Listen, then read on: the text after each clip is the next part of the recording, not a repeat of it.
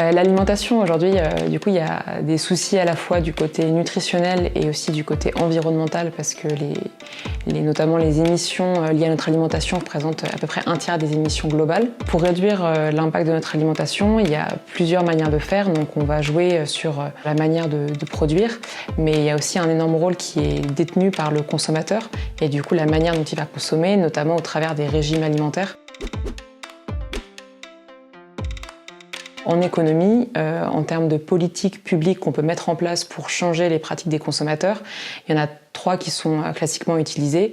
Du coup, il y a les politiques de prix, donc avec les taxes. Il y a également les politiques du coup d'information. Donc c'est ce qu'on a eu avec, par exemple, les repères nutritionnels qu'on avait sur les aliments. Et on a ensuite les politiques type nudge. Et là, nudge, en anglais, ça veut dire incitation douce. Et c'est comment diriger du coup le consommateur à prendre les meilleures décisions. Là, un des projets que j'étudie, ça va être l'étiquetage environnemental, donc qui s'inspire de l'étiquetage nutritionnel qu'on a, qui est le Nutri-Score, mais du coup appliqué à l'environnement. Donc le principe est le même, c'est d'avoir un système de score agrégé qui propose une note définitive pour pouvoir comparer facilement les produits avec des empreintes environnementales différentes. Quand je dis empreinte environnementale, c'est différent d'empreinte carbone dont on parle beaucoup, où l'empreinte carbone c'est vraiment lié aux émissions de CO2 et du coup à l'impact sur le climat. Et quand on parle d'environnement, là on va avoir tous les autres impacts qui vont avec. Ça veut dire les impacts sur les milieux marins, avec l'eutrophisation de l'eau, sur également la biodiversité et également sur la santé humaine. Donc c'est tous ces impacts-là qui sont pris en compte. Il y a une autre politique qui je vais aussi mettre en parallèle, ça va être la politique des chèques alimentaires durables. Donc ça, on entend parler en ce moment au gouvernement. C'est une proposition qui a été faite lors de la Convention citoyenne pour le climat.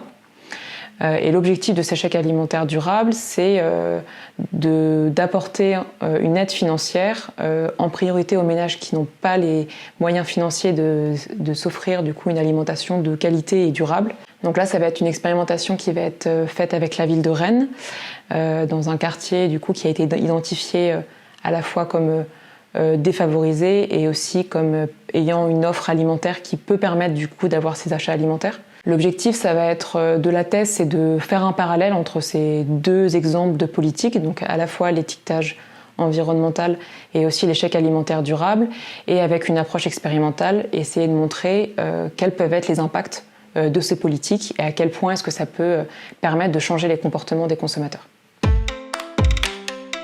L'approche expérimentale, c'est une approche qui est inspirée au départ de la médecine. Et donc pour ça, on reprend les techniques de la médecine, c'est-à-dire qu'on va avoir un groupe de contrôle, un groupe témoin. Donc en médecine, ça va être les patients placebo, où on va les observer et on ne va pas mettre en place de politique. Et après, il va y avoir un autre groupe qui va permettre, qui va avoir une politique. Donc, par exemple, à Rennes, ça va être des personnes qui vont avoir un chèque alimentaire durable. Et là, on va observer leurs achats pour voir comment est-ce que leurs achats sont modifiés par ce chèque alimentaire durable. Du coup, sur l'étiquetage environnemental, on était sur une expérimentation qui était en laboratoire. C'est-à-dire, voilà, c'est encore les termes un peu bizarres, mais du coup qui viennent de la médecine. En fait, c'est simplement qu'on fait venir les participants et on essaye de les mettre dans des conditions réelles pour du coup avoir les mêmes comportements que dans la vie de tous les jours. En laboratoire, ce qu'on dit, c'est qu'on parle de validité externe. C'est-à-dire par exemple l'impact qu'on va avoir des étiquetages, on peut pas les transposer directement dans la réalité. De dire par exemple là on avait vu c'était une amélioration de 20% de l'empreinte environnementale. Donc on peut pas dire bah voilà si on applique la politique on va avoir une empreinte environnementale qui va s'améliorer de 20% sur les achats.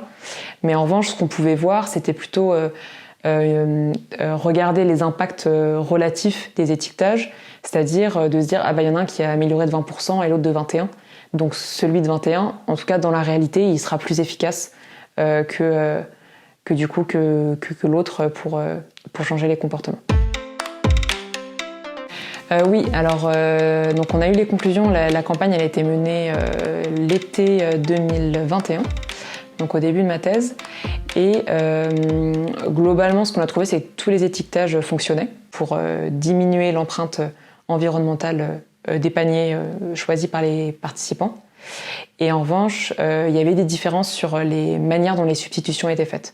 Donc par exemple, l'étiquetage qui était pas transversal sur tous les produits, mais qui était spécifique à certains types d'aliments, n'allait pas du tout favoriser les changements de régime alimentaire. Donc on était plutôt sur des choix de viande moins impactantes, mais pas sur le remplacement de la viande, plutôt au profit des produits végétaux. Et ce type de substitution de régime, là, on avait beaucoup plus pour les autres étiquetages.